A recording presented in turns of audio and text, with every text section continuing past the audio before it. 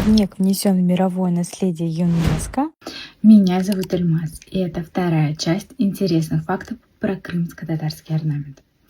Орнамент эгридал, изогнутая ветка, усыпанная множеством цветов и плодов, символизирует в крымско-татарском искусстве райский сад.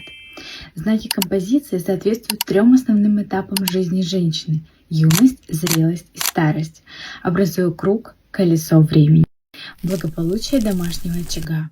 Кувшин – символ дома, материнского лона, источника жизни и живительной влаги. Ромб в орнаментах вышивки крымских татар встречается как знак поля. Немаловажным фактором является то, что крымско-татарский орнамент орнек был внесен в список нематериального культурного наследия ЮНЕСКО.